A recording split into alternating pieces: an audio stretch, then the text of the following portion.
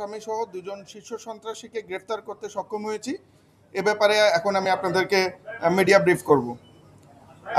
আপনারা জানেন যে গত 17 নভেম্বর 2025 তারিখ সন্ধ্যায় ঢাকা মহানগরীর পল্লবী থানাধীন মিরপুর 12 এলাকায় বিক্রমপুর স্যানিটারি ও হার্ডওয়্যার দোকানে 6 জন অজ্ঞাতনামা সন্ত্রাসী প্রকাশ্য দিবালোকে পিস্তল দিয়ে বুকে ও পিঠে অতর্কিত গুলি করে পল্লবী থানা যুবদলের সদস্য সচিব গোলাম কিবরিয়াকে হত্যা করে।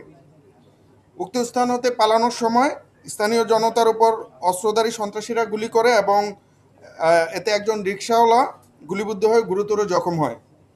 পরবর্তীতে ছাত্র জনতা তাদেরকে ধাওয়া করে জনি ভূঁইয়া নামক একজন সন্ত্রাসীকে আটক করে পল্লবী থানায় সোপর্দ করে। উক্ত বিষয়ে ভিকটিমের পরিবার পল্লবী থানায় একটি হত্যা মামলা দায়ের করে। উক্ত ঘটনাটি এলাকায় ব্যাপক চাঞ্চল্য সৃষ্টি করে এবং বিভিন্ন প্রিন্ট ও ইলেকট্রনিক মিডিয়া সহ বিভিন্ন সামাজিক যোগাযোগ মাধ্যমে ব্যাপকভাবে প্রচারিত হয়। ঘটনার পরপরই র্যাব 4-এর আবেদনিক দল ঘটনাস্থল পরিদর্শন করে এবং সেখান থেকে সিসিটিভি ফুটেজ এবং আনুষঙ্গিক তথ্যাদি বিশ্লেষণ করে ঘটনার রহস্য উদ্ঘাটন এবং জড়িত আসামিদেরকে আইনে আওতায় আনার জন্য ছায়া তদন্ত শুরু করে। তারই ধারাবাহিকতায় গতকাল রাতে আমরা সাভার থানাধীন বিরুলিয়া এলাকা হতে গোলাম কিবরিয়া হত্যা মামলার এজান নামীয় আসামি এবং হত্যাকাণ্ডের নির্দেশদাতা ও পরিকল্পনাকারী মোহাম্মদ মনির হোসেন ওরফে সোহেল ওরফে পাতা সোহেল এবং জিএমপির টঙ্গী পশ্চিম থানাধীন মাজারবস্তি এলাকা হতে উক্ত হত্যাকাণ্ডের সন্দিগ্ধ ও 18টি মামলার শীর্ষ ও পলাতক সন্ত্রাসী মোহাম্মদ সুজন ওরফে বুকপোড়া সুজনকে গ্রেফতার করি। আসামিদের থেকে আমরা যেই প্রাথমিক যে তথ্যাদি পেয়েছি তাতে উক্ত ঘটনার পিছনে আমরা রাজনৈতিক কোন্দল এবং আধিপত্য বিস্তারকে কেন্দ্র করে উক্ত হত্যাকাণ্ডটি সংগঠিত হয়েছে বলে প্রাথমিকভাবে ধারণা পাই।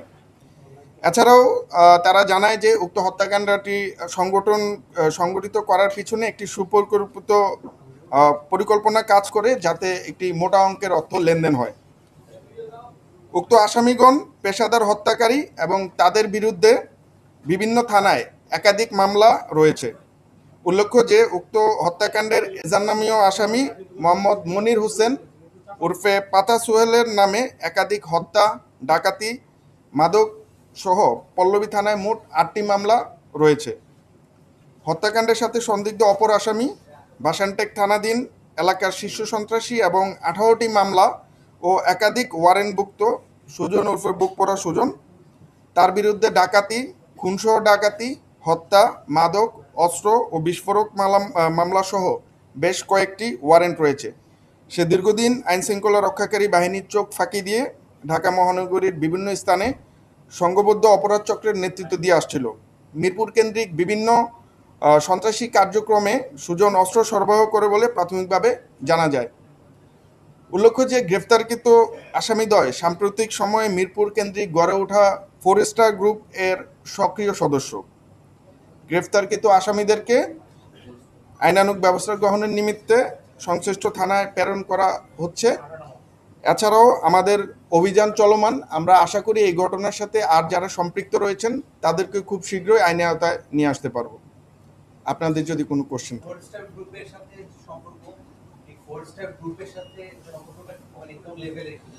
ফোরেস্টার গ্রুপে আপনারা যতটুকু আপনারা জানেন যে এখানে ফোরেস্টার গ্রুপ মিরপুরকে বেসিক্যালি 4টা ভাগে ভাগ করে তারা আধিপত্য বিস্তার করার চেষ্টা করছে। এই ফোরেস্টার গ্রুপের ইব্রাহিম এবং মামুন নিয়ন্ত্রিত যে সকল এলাকা আছে এই দুজন সে সকল এলাকার নিয়ন্ত্রণাধীন এলাকায় সন্ত্রাসী কার্যক্রমে লিপ্ত ছিল। সিসিটিভি ক্যামেরাতে আমরা 3 জনকে দেখেছি। 3 জনের মধ্যে একজনকে জনতা তখন তাৎক্ষণিকভাবে ধরে থানায় হস্তান্তর করে। বাকি যেই 2 জন আছে আমরা তাদের বিরুদ্ধে অভিযান অব্যাহত আছে, হয়তো আমরা পেয়ে যাব।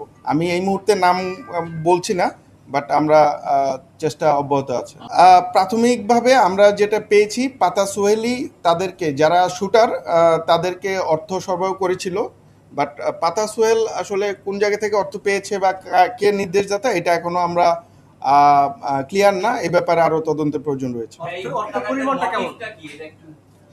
মোটিভটা আমাদের কাছে প্রাথমিকভাবে যেটা মনে হয়েছে যে এখানে দুইটা জিনিস কাজ করেছে। একটা হচ্ছে মিরপুর এলাকা কেন্দ্রিক যে আধিপত্য বিস্তার, সেটা চাঁদাবাজি, মাদক এবং অন্যান্য যে সকল সন্ত্রাসী কার্যক্রম আছে সেটা একটা ব্যাপার। আর দ্বিতীয় হচ্ছে রাজনৈতিক কোন্দল।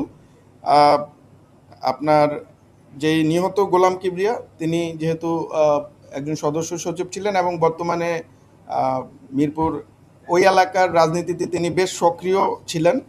আহ, তো এর আগে যাদের সাথে ওনার সখ্যতা ছিল, এই রাজনৈতিক মেরুকরণের পরে সেই সখ্যতাটার এগেনস্টে তিনি কাজ করছিলেন। বেসিক্যালি বিভিন্ন জায়গায় চাঁদাবাজি কিংবা মাদক ব্যবসা এগুলাতে তার সাপোর্ট ছিল না, যতটুকু আমরা জানতে পেরেছি। এই কারণেই হয়তো এই ঘটনাটা সংঘটিত হতে পারে বলে আমরা প্রাথমিকভাবে ধারণা করছি। এরা একটা সময় একসাথে ওঠা বসা করতো, বাট এই ঘটনায় মামুনের সরাসরি সম্পৃক্ততা আছে কিনা এটা আসলে অনুসন্ধান করা হচ্ছে, আমরা তারপরে বলতে পারবো। জি, এটা তো শীর্ষ সন্ত্রাসী, রাজনৈতিক পরিচয় আসলে আমরা দেখিও নাই, আর আমি ঠিক জানি না এই ব্যাপারে। পাতা সোহেল যে অর্থ যোগান দিয়েছে সেই অর্থের পরিমাণটা কি জানতে পেরেছেন? আহ, প্রাথমিকভাবে সে আসলে বিভিন্ন জনকে সম্ভবত বিভিন্ন পরিমাণ অ্যামাউন্ট দিয়েছে, তবে জনি যে প্রথমে গ্রেফতার হয়েছে তাকে 30,000 টাকা দেওয়া হয়েছিল, আর বাকিদেরটা এখনো আমাদের কাছে তথ্য নেই।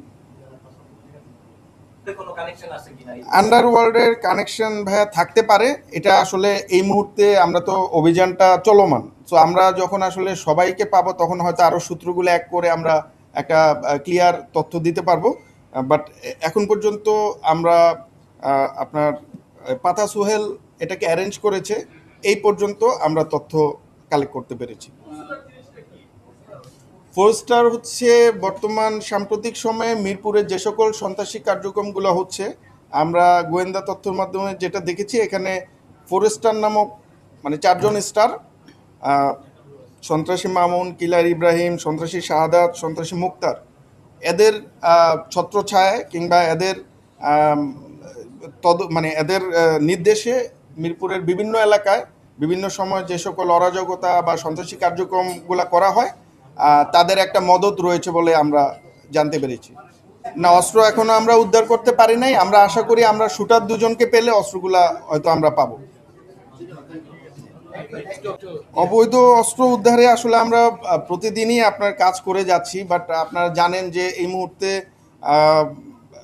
যে পরিমাণ অবৈধ অস্ত্র বাইরে আছে, সেটা দিয়ে ঢাকার মতো একটা জনবহুল এলাকায় আসলে শুধুমাত্র আইনশৃঙ্খলা বাহিনীর পক্ষে এই ধরনের হত্যাকাণ্ড নিষ্ক্রিয় করাটা একটু ডিফিকাল্ট। বাট আমরা বিভিন্ন গোয়েন্দা তথ্যের ভিত্তিতে কাজ করে যাচ্ছি। আমরা আশা রাখি যে আমরা সামনেও অস্ত্র উদ্ধার অভিযানগুলো সাকসেসফুল করতে পারবো। আমরা তো বিভিন্ন সময় আপনার এই যে সন্ত্রাসী যারা আছে তাদেরকে ধরে আইনের আওতায় এনে পাঠাচ্ছি। এরপরের যেই স্টেপগুলো আপনারা জানেন আইনগত বিষয়, তো আমরা যতদূর জানি ইভেন এই পাতা সোহেলকেও গত 1-2 মাস আগে একবার ধরা হয়েছিল। তো বাকিটা আসলে আইনের ব্যাপার। এটা সম্ভবত পাতা সোহেলের উপরেও ইন্ধন থাকতে পারে, বাট এই মুহূর্তে আমাদের কাছে এটা নাই। বাট আমরা অনুমান করতে পারি এখানে উপর থেকে আরো ইন্ধন থাকার সম্ভাবনা আছে।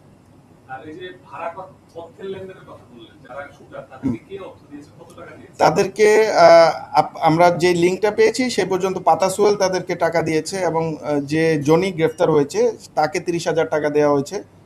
আর মানে ঘটনার দিন তাকে 1,000 টাকা দেয় এবং 30,000 টাকা তার সাথে কন্ট্যাক্ট করে।